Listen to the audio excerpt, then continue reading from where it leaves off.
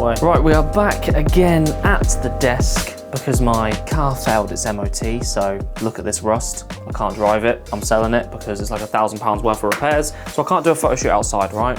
I'm gonna try doing it in the garden this week, but I thought I'll give you something. So we're at the desk again. I'm gonna show you how to take your photos from this to this. So you can go to your old photos and transform them into completely new photos. And this is really good if you've like got a car that you wish you had a dream location for. Well, you can now add that dream location to your photo. So we've got this lovely picture here of this Ferrari that I shot, if you remember that video. If you haven't seen it, go watch it. It's up in the top corner now. We're gonna go on to Photoshop Beta. So you need Photoshop, and then it's gonna give you the Photoshop Beta, which is the AI version of Photoshop. It's much better than normal Photoshop, in my opinion. And then all you're gonna do is you're gonna drag that in. It's gonna throw the photo into Photoshop. It should do, here we go, bang. So there's the photo, right? And now what we're gonna do is we're gonna extend it first. I'm gonna turn this into a landscape. So you could just do this portrait and you could add stuff into the background here, but I'm gonna do this landscape so it looks a lot better. So how you do that is you grab this and then you hold Alt, and then you're gonna drag this out and it's gonna extend. Oh, you might not even have to hold Alt, to be honest. And then we're gonna extend this out to about there. So now we've got more room to play with and we can generate fill into these areas. So firstly though, what you need to do with this AI is you need to give it a reference point. So if I just go into this white square and type in like old farm, it's just gonna think of something on its own. But if I start to work on this photo, and then I can slightly select parts of this and select parts of this, and then it will use that as a reference and then put it in. So let's start off with, I kind of want like that old school farm. So this was a farm, but there wasn't enough buildings. I wanted more buildings. So let's just go with a simple, let's just do this here. I can picture like a barn back there. So let's just go with a nice square here. Let's see if it can come up with a barn on its own. Cool, yeah, I actually like that. And then it gives you 3 options. So now you can go through and I can change this to, that first one looks the most realistic. So there we go. And just ignore the fact sometimes the AI looks a bit like spongy and like, you can tell it's fake. We're gonna go into Lightroom afterwards and just add a couple of like gradients to sort the texture out of them basically. But that's perfect. So the house is there. Let's say on the left, they've got a nice field. I'm gonna keep this field, but let's add some hay bales. So let's add, should I just select the whole area? I wonder if I select the whole area, if it will just know to put a bunch of hay bales in this field. Let's see. No, it's probably not gonna, is it? Well, let's try. Oh, it did. It did.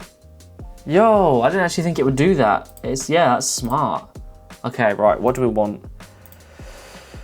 I think I want these ones. Obviously, again, they look spongy. Like if we zoom in, they're really like shit. Like they're a bit, you can tell, but we can sort them out in a bit. So let's just fit this on screen again. Okay, I never knew that. So you can actually just select an area and it will put a certain amount of them. It won't just put one, it will spread them out.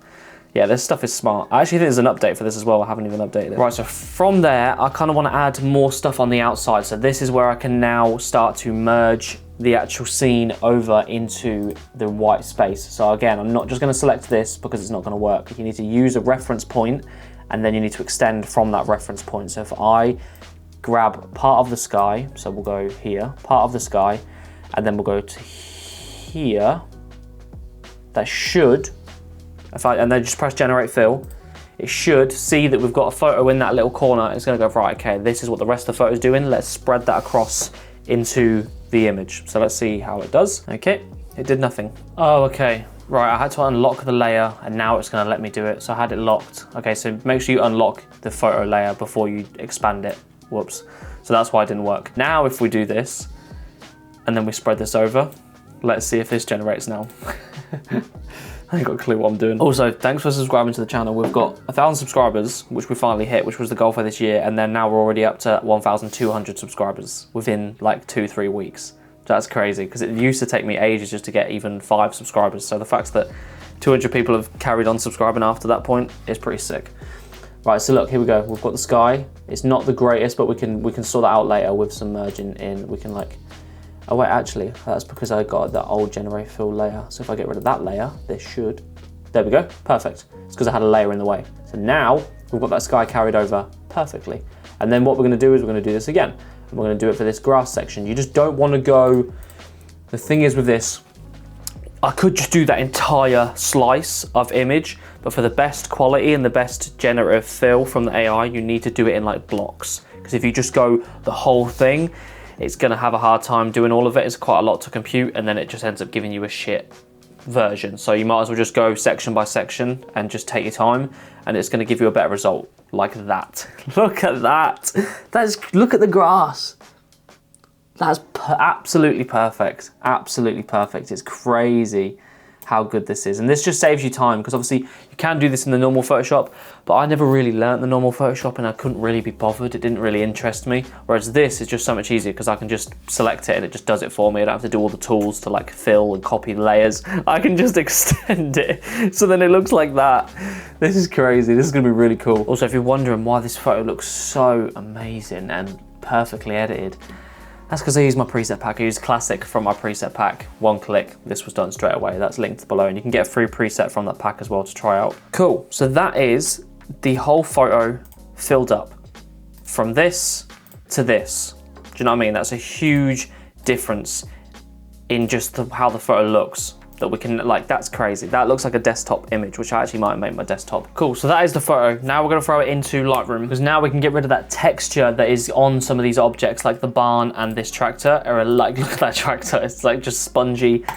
It just looks a bit dodgy. So what we're gonna do is we're gonna quickly grab the brush tool, and I'm actually gonna pull texture up on these objects. So if I just quickly brush this, and if I grab texture, wherever it may be, here, grab texture, and we're just gonna pull it up, and it's gonna slightly sharpen it, right? I'm gonna pull it all the way up because it's all the way over there, so you can't really see it. And then all we're gonna do is we're just gonna darken it like it was anyway, just to bring more shadows into it, because that's the thing with these things, they don't have realistic shadows on them.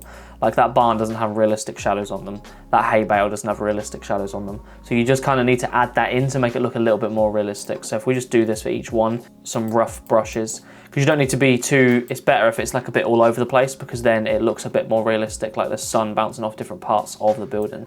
So let's again bring the texture all the way up, and then we're just gonna bring the exposure down so that's a little bit less shiny about there. And then we're gonna do the same for these hay bales. So we'll just, I've actually got the settings still applied, so I can just tap some of these that are a bit closer to the frame and we can get rid of them. Cool, that's all done. So if we press this, here is the before, and now this is what we've turned the photo into. So we've got some nice character. This is the location I had in my head basically. So obviously you can only go so far with the location. So I was like, right, okay, it's fine, whatever, I'll deal with it. But now I've got the option to turn that idea I had in my head and bring it to life. So you've got no excuses to be like, oh, I don't live in the right areas. I've not got cool locations around me. We'll find half of the location, like find the floor, like when I did that alien photo shoot, find the floor and the scenery, and then add the rest of it in Photoshop to the idea that you had in your head, all right? This is not for everyone. Some people hate this sort of stuff. I don't care. I think it looks cool. You wouldn't even realize, to be honest, that this wasn't actually in this location if you just scroll through Instagram. So yeah, you can trick people and just make your old photos look a bit cooler. So go give it a try. Go through your old hard drives and get some old photos out. But yeah, that's the video. And I will try get a photo shoot done for you this week. But obviously I can't drive anywhere, so I'm gonna do something in the garden and try create something, doing photography and using AI as well to enhance it. But yeah, so yeah.